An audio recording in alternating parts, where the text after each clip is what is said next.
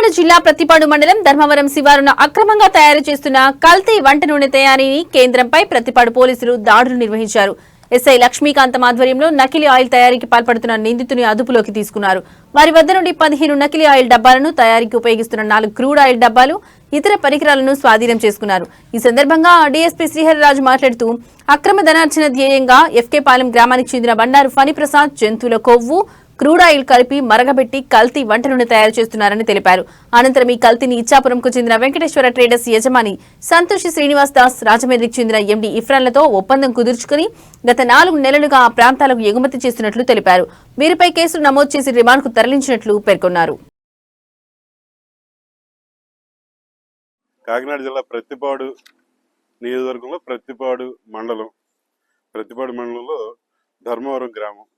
ఈ గ్రామం నుంచి ప్రతిపాడు ఎస్ఐ గారు లక్ష్మీకాంతం గారికి వచ్చిన నమ్మకమైన సమాచారంతో, ఈ సమాచారం ఏంటంటే మన జిల్లా ఎస్పీ గారు, కాకినాడ జిల్లా ఎస్పీ గారు శ్రీ జి బిందుమాధవ్ గారు సార్ ఈ జిల్లాకి ఎస్పీగా వచ్చిన దగ్గర నుంచి కూడా ఈ జోదాల గురించి కానీ, లేకపోతే ఈ గోవులకు సంబంధించి రవాణా కానీ, వధ కానీ, ఇలాంటి విషయాల మీద, అలాగే గ్రామాల్లో అశ్లీల నృత్యాలకు సంబంధించి చాలా స్ట్రిక్ట్గా యాక్షన్ తీసుకున్నారు. ఆ విషయం మీ అందరికీ తెలిసిందే.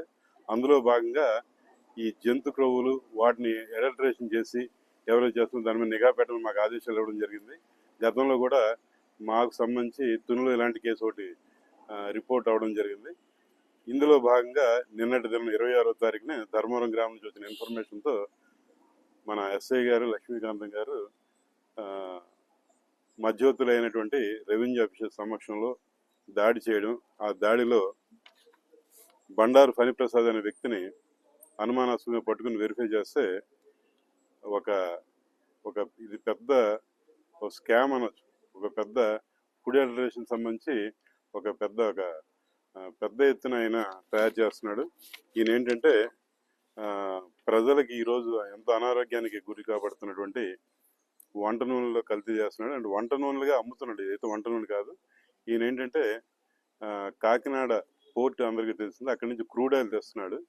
అలాగే చందుర్తి, పిఠాపురం, లేకపోతే కొన్ని గ్రామీణ ప్రాంతాల నుంచి జంతువులకు సంబంధించిన అవశేషాలు, లేకపోతే జంతువుల క్రొవ్వు, అది ఆవుదా, గేదె, లేకపోతే రకరకాలు వాటిని కలెక్ట్ చేసి ఎన్నిటిని కూడా హై టెంపరేచర్లో పెద్ద గంగాలలో మరిగించి ఆ వచ్చిన తర్వాత ఏదైతే ద్రవ పదార్థం వస్తుందో దాన్ని ఒక ఆయిల్ కింద చూపిస్తూ ఆల్రెడీ ఈ దగ్గర 15 కేజీ టిన్లు ఉన్నాయి. అన్నింటిలో కూడా ప్యాక్ చేస్తూ బరంపురం ఏరియా కానీ ఇంకా వేరే ఇతర ప్రాంతాలు కూడా పంపిస్తున్నట్టుగా మనకు అక్కడ ఉన్న మెటీరియల్ బట్టి తెలిసింది. కాబట్టి ఇందులో ఆయన దీనికి వాడుతున్నటువంటి ఈ 15 లీటర్ల డబ్బాలు ఒక 56 ఉన్నాయండి. అలాగే క్రూడ్ ఆయిల్ కూడా ఒక 4 డబ్బాలు ఉన్నాయి.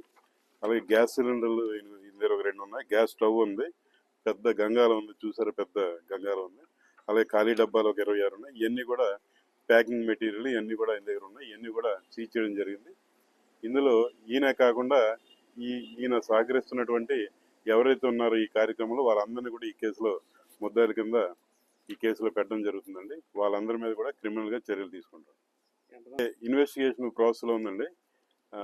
ఈయనకి సహకరిస్తున్నటువంటి ఏ రకంగా సహకరిస్తున్నా ఈ రా మెటీరియల్ సప్లై చేసే వాళ్ళు కానీ, లేకపోతే ఇందరు కొంటున్న వాళ్ళు కానీ, లేకపోతే ఈయనతో కలిపి పనిచేస్తున్న వాళ్ళు, వీళ్ళందరినీ కూడా ఈ కేసులో పెట్టడం జరుగుతుంది.